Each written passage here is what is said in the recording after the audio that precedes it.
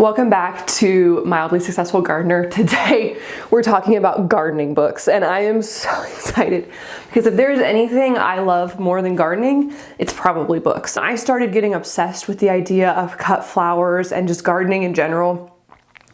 I ran to YouTube to watch videos. I love it. I have learned so much, but I also love learning from books because there's just something about being able to readily reference all of these books and being able to go to the library, pick them up, read them, take what you need, take notes, and move on. So today I thought I would kind of rank, and when I say rank, I mean put an order of how useful these books were to me at the time that I read them.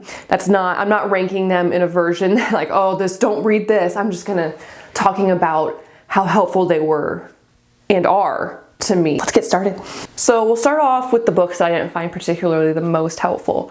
We'll start off with Martha's Flowers, A Practical Guide to Growing, Gathering, and Enjoying.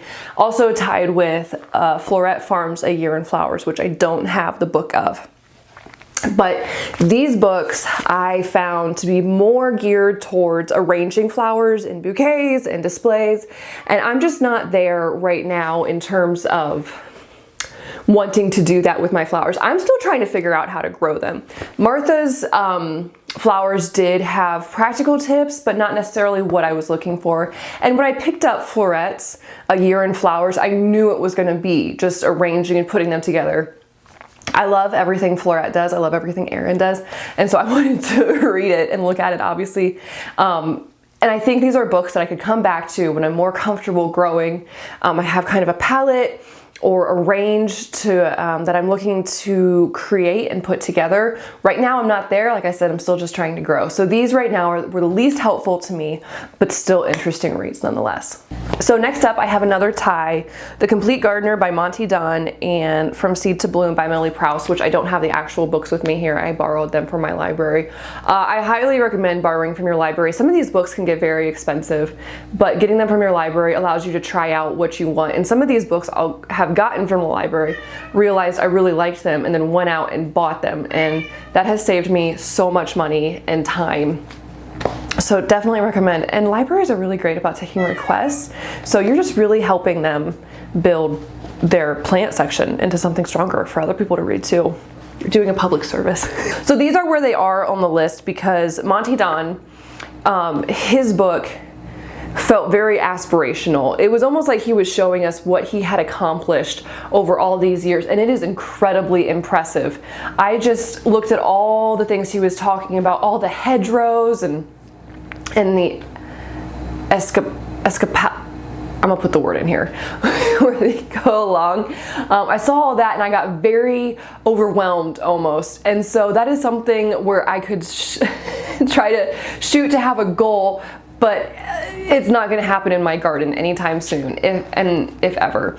And From Seed to Bloom, it felt more of a journal of where she had begun to where she was. A lot of long entries, and I mean there was some information in both of these books that was very applicable, but less so to me in where I am now. Both very beautiful books and would recommend, just not useful necessarily to me right now.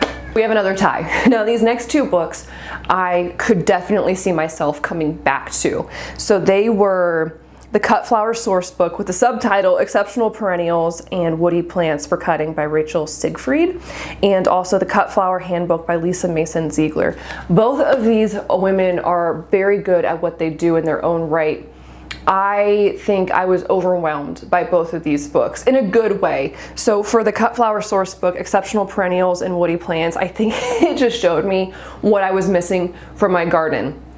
This is definitely one I'll come back to when I become more comfortable with my space. Like I said, I've only been here growing for roughly a year, and I think perennials are a wonderful thing to add. I'm just not sure where to put them yet.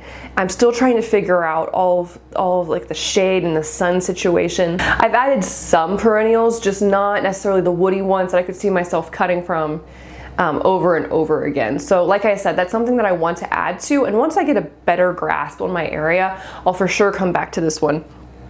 Now, the Cut Flower Handbook by Lisa Mason Ziegler, I really enjoy watching her videos on YouTube. Her book, I just remember she's very good at utilizing a small space. And for me, things like bed turnover and cold hardy and warm hardy in like the same season freaks me out and I black out a little bit. Again, something I need to learn and something I need to come back to. So for me, where I am right now, these were not necessarily for me, but they do give me something to aspire to, and I love that in a book, and I love that there's still so much to learn. It gives me solace that Martha Stewart will never watch this video because I'm about to rank Martha Stewart's gardening handbook and this random The Expert's book of garden hints in the same in the same line. Now, I'm doing this because I read this book early on. It's from my dad gave it to me to read. It's like circa 1993. So you could say gardening has maybe changed a little bit, but at the same time, has it really? And this book just gave expert advice over vegetables, flowers, bushes, and trees. A very good introduction that I really enjoyed. It didn't get super in depth, but it gave wonderful ideas and things to improve on, and so that's why I liked it so much. And I even highlighted and made some tabs and did some dog earring. This is my own book, so don't worry, the library won't get mad at me. And so this is Martha Stewart. I think this is her most recent one, Gardening Handbook. First of all, it was beautiful. Second of all, I think it gave more practical advice than the other one I talked about. And it went really into detail, and that I appreciated. I'm looking at it right now, and I think I took a lot away from this, more so than I did her other book, because it was much more practical, much more hands-on, and I appreciated that. So this I took more away from than her others. So both great places to start if you want to go old school or new school. So I didn't realize I was going to go by twos for this video of the books that I read, the best books I read in 2025. But here we are with another 2 at the top. And what is so unexpected about these books for me is that they're so wildly specific. If you had told me that I was going to pick up Sweet Pea School by Marin Mathis and love it to pieces, I would never have believed you several months ago. Or just Floret Farms Discovering Dahlias. I didn't think that my top picks were going to be so uber specific on plants. In fact, I was resisting Sweet Pea School for so long because I thought, oh, this is so specific to sweet peas. What could one book possibly dedicate to one plant? And I was blown away. I had a disaster last year. I killed multiple rounds of sweet peas. And so I broke down, I picked up this book, and I have now found new approaches that I'm going to take in 2026 that I really hope will help my sweet peas flourish and give me a better output. I don't know if I'll use them as cut flowers, but I would still just like to see more blooms and, you know, more plants live. It's always the goal. So this was extremely practical in an unexpected way. Now, Discovering Dahlias, I did search out because I fell in love with dahlias in 2025. I knew that they were complicated. I loved the idea of their life cycle, like how you have to dig them up, because I live in Ohio, you have to dig them up in the winter. I loved the idea of just like the challenge almost.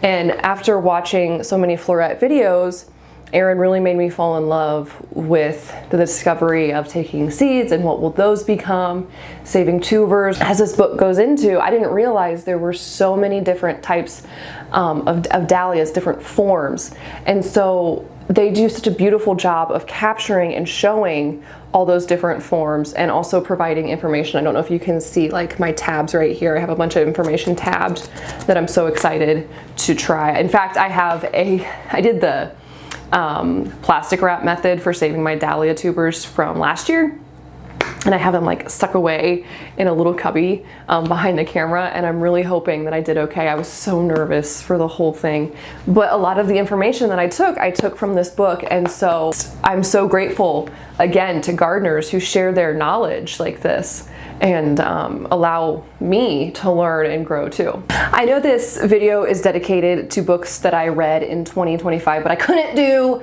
a gardening book video without talking about Florette Farm's Cut Flower Garden. This book is what made me fall in love with gardening, cut flower gardening, and inspired me to give it a try. I don't know if you can see all my tabs. I read this in 2024 before my husband and I bought our house, and it's what inspired me to buy all the seeds that I did and to really give it a go. And what I loved so much about this book was that it didn't just talk about cosmos and show you one picture of cosmos. It did like a whole spread to show you the different types of cosmos you could grow. So, you know, if you didn't like just the pink version that they showed you, well, here's a ruffled one, here's like a double click version. And they did this for almost all the flowers in here, along with practical advice. The one thing that did make me laugh when I first started reading it was one of the first things she talks about is sending off your soil to get it tested. And I was like, why would I do that? Like, this is gonna be a horrible book if it's suggesting all this expensive stuff. And that's when I realized I sounded like my dad. So that was a lot of realizations going on in this book. But besides that, so much practical information that I applied, and it still inspires me. I love to flip back through and look at all the other images and suggestions, and it's what shooed me off to discovering dahlias and what made me want to pick up flowers through the year. They just do beautiful photography and beautiful writing and wonderful suggestions. And since 2026 is here, I would be remiss if I didn't talk about books that, while I was picking these up at the library, stumbled upon and said, well, I mean, new year, new reading, maybe I should just try them out. So the first one is Gardentopia. I've started reading this a little bit. It's by Jan Johnson. I picked this up because one of the things, my soft goal, if you will, for 2026 is figuring out how to kind of put together a garden in a way that is beautiful, practical, and inviting. Right now, it's just, everything's kind of just thrown out there. It was more landscaped for kids and like a pool when we bought the house. And so I kind of just want to make it soft, lush, and beautiful. And that's, like any garden, gonna take years. But I don't know what I'm doing besides putting stuff in the ground. So I thought, hey, this could be wildly practical. So I kind of cracked it open, looking at it, trying to figure out some of the principles they're talking about and see if I can't incorporate those into my backyard. And since I love Sweet Pea School so much, even though I was for some reason just sure I was gonna hate it, I picked up Pansies by Brenna Estrada, and I don't know if I'll fall in love with pansies because I've always thought of them as like your grandma's flower or like a nice little border. But apparently these are having a moment, and Erin from Florette endorsed it, so how could I not pick it up? I haven't cracked it open yet, but I'm excited to see what's inside, and we'll see if I fall in love or if not. And you know, more information, even if I don't love it, is not a bad thing. So that's what I'm gonna start 2026 off with, these two books. And I'm sure to find and fall in love with more. I just so appreciate gardeners sharing this knowledge and presenting it in such a beautiful fashion. Like, there has not been a book I talked about that didn't have beautiful photography and beautiful plants. So thank you for joining me with this episode of Mildly Successful Gardener, where we try to be mildly more successful by educating ourselves with books.